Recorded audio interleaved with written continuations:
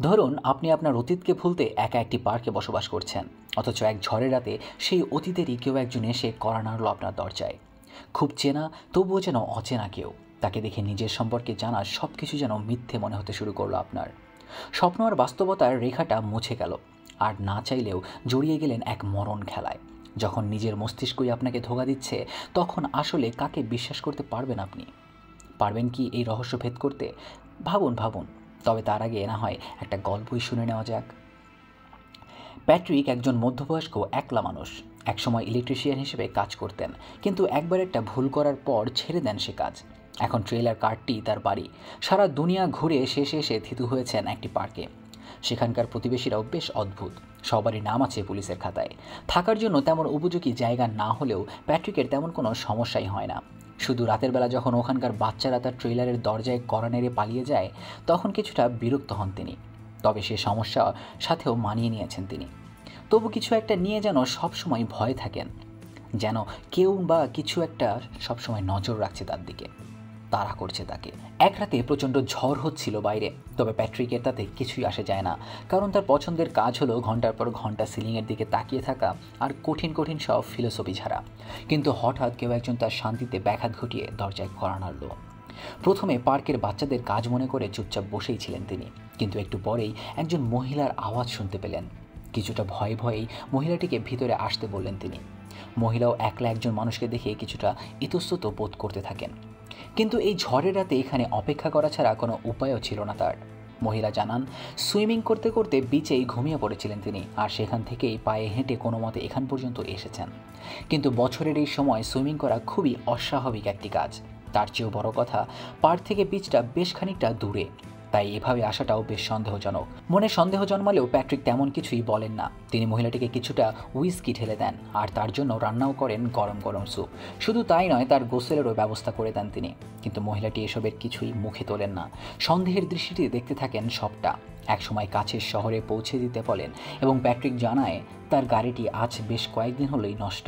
তখন মহিলাটি তার ফোন করতে চাইলে তাতেও গড়িমসি করতে থাকেন তিনি। জানান কোনো সেলফোন নেই তার। পার্কের একপাশে একটি পে কল থাকলেও রাত 12টায় গেট বন্ধ হয়ে যায়, তাই চাইলেও এখন আর কিছুই করা সম্ভব নয়। এতে সন্দেহ যেন আরোই বাড়তে থাকে। হঠাৎই কারেন্টটাও চলে যায়। লাইট ঠিক করতে গিয়ে প্যাট্রিকের পিঠে একটা ক্ষত দেখতে পান, আর সেটার ওষুধের খোঁজে বাথরুমে যান তিনি। সেখানে নিজের কানের দুল খুঁজে পেয়ে আরও ভয় পেয়ে যান মহিলাটি। বেরিয়ে যেতে চান ট্রেলার থেকে। প্যাট্রিকও তেমন একটা বাধা দেন না, তবে একটু পরেই ফিরে আসেন তিনি। দুজনে কার্ড খেলতে থাকেন। প্যাট্রিক জানান তার স্ত্রী মারা যাওয়ার পর অনেক দিন কারোর সাথে এভাবে কথা বলতে পারেননি তিনি। অবশ্য তার প্রথম ডেটটাও ছিল দারুণ। একটা পেট্রোল পাম্পে দেখা হয়েছিল তাদের।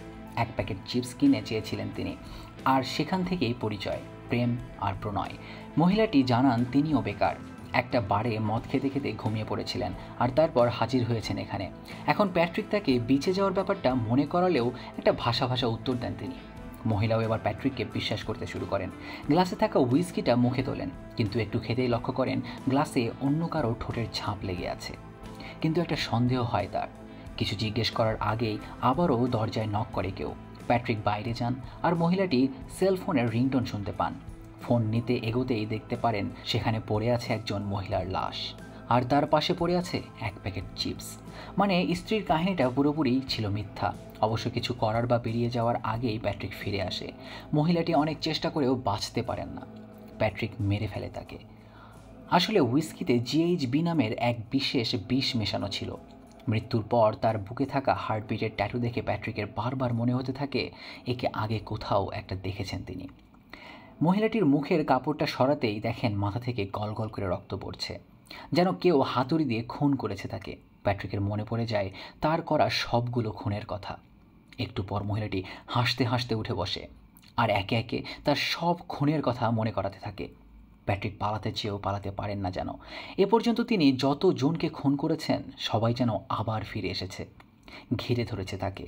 কেউ একজন পুলিশে ফোনও করেছে, তাকে ধরে নিয়ে যাওয়ার হচ্ছে। সবাই বারবার করে তাকে মরে যেতে বলছে। শেষে সেই মহিলাটি প্যাট্রিকের কাছ থেকে জিএইচবি এর শিশিটা নিয়ে হুইস্কিতে ঢেলে দেন, আর সবটাই প্যাট্রিককে খেতে বাধ্য করেন। হঠাৎই ঝড় থেমে যায়। প্যাট্রিক দরজায় আবারও কড়া নাড়ার আওয়াজ শুনতে পায়। বাইরে এসে দেখেন কোথাও কোনো ঝড় নেই, একদম শান্ত পরিবেশ। বাচ্চারা আবারও তার টেইলারের দরজায় ধাক্কা মেরে পালিয়ে যাচ্ছে। এবার তিনি তার পকেটে থাকা ছোট্ট শিশিটা বের করেন আর দেখেন সেটা খালি। একটু মুচকি হেসে ট্রেলারে ফিরে যান তিনি, আর সেখানেই মৃত্যু ঘটে প্যাট্রিকের। অর্থাৎ সবটাই ঘটছিল প্যাট্রিকের মাথার ভিতরে। ঝড়টা আসলে বাইরে না, চলছিল তার মনে। তিনি ভাবতেন যেসব মেয়েরা নিজেদেরকে বিপদের মুখে ঠেলে দেয়, স্টুপিড ডিসিশন নেয়, তাদের মরে যাওয়াই উচিত, আর তাদের মারার দায়িত্বটা যেন শুধুই তার। একসময় সব কিছু থেকে পালাতে চাইলেও তার অপরাধবোধ তাকে পালাতে দেয়নি, বরং আত্মহত্যা করতে বাধ্য করেছে।